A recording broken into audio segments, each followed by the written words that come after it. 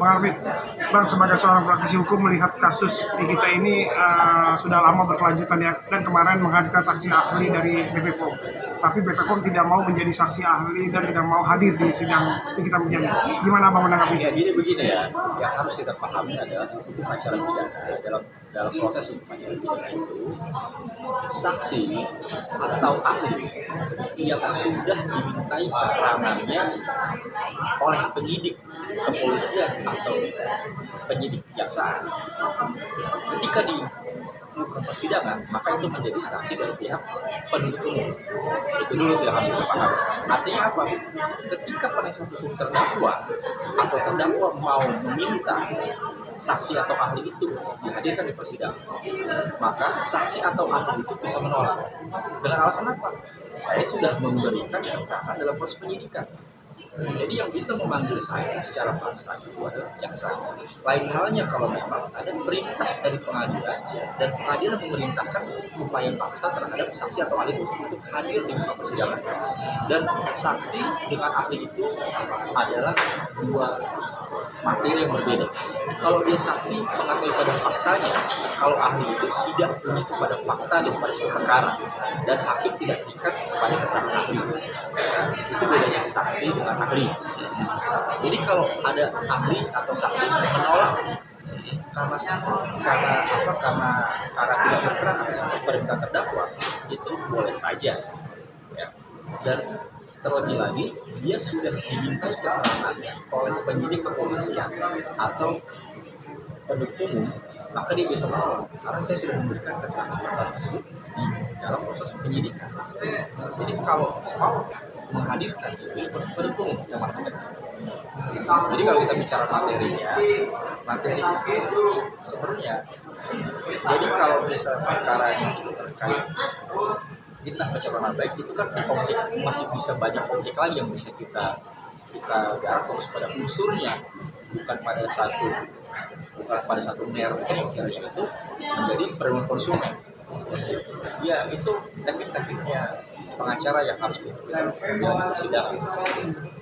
Berarti bisa dikatakan itu hak dia mempunyai hak Bang ya untuk tidak hadir karena dia merasa sudah memberikan keterangan di dalam penyidikan kepolisian kan, itu kata Bang. Ya itu dia, selama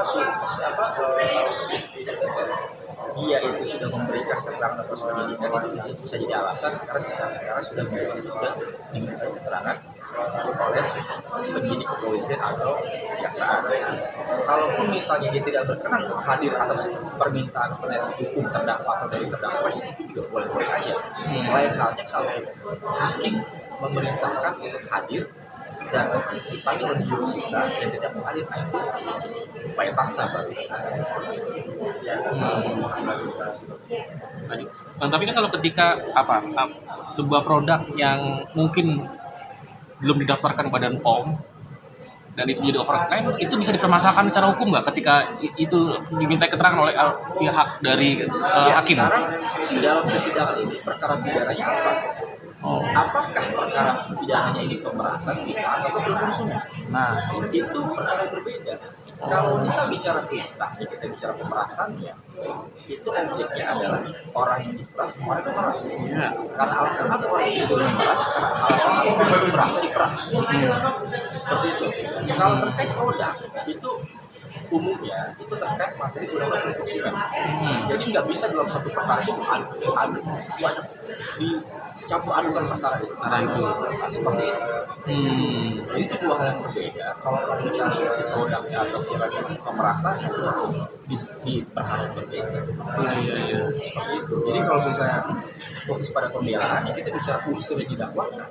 Tapi dalam pasal yang mengenai oleh yang dikenakan pada terdakwa. Oke Bang, hari ini kan tadi sidang di kita Mirjani ya Bang ya, menghadirkan saksi ahli tata bahasa. Tadi tata bahasa mengatakan di situ tidak terbukti adanya ancaman dan pemerasan, kata si ahli tata bahasa. Abang menanggapi hal itu seperti apa? Tadi yang saya katakan, yang namanya ahli itu, dia tidak mengetahui faktanya. Dia tidak boleh menyentuh pada fakta satu perkara. Dia hanya menerangkan terkait keahliannya. Misalnya, apakah bahasa ini merupakan bahasa tekanan atau bukan tekanan? Misalnya seperti itu. Tapi kalau ahli dia tidak terancam karena ahli tidak melihat kondisi faktanya dan tidak boleh mengatakan pada faktanya itu pada pokok perkara. Itu ahli, bedanya antara saksi dengan ahli. Kalau saksi dia mengetahui langsung perkaranya, baik itu dari orang lain ataupun dari dirinya langsung. Ini kita lagi sedang menjadi persidangan, tapi di lain sisi dia melawan dengan mengajukan gugatan bahan prestasi dengan adanya gugatan sebesar 124 miliar bang. Nah ini melihat apa yang dilakukan oleh Nikita sejauh ini menurut abang seperti apa? Itu kalau gugatan perdata, endingnya adalah putusan perdata.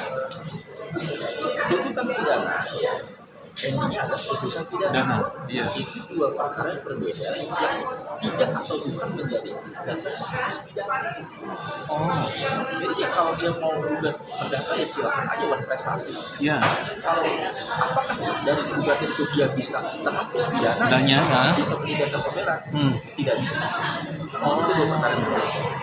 Tapi mungkin tujuan untuk sebagai nilai tawar biar ada satu perdamaian beda lagi. Mungkin aja. Untuk sebagai satu cara atau langkah pembelaan ya. Tapi kalau menjadi satu dasar penghapus pidana itu bukan.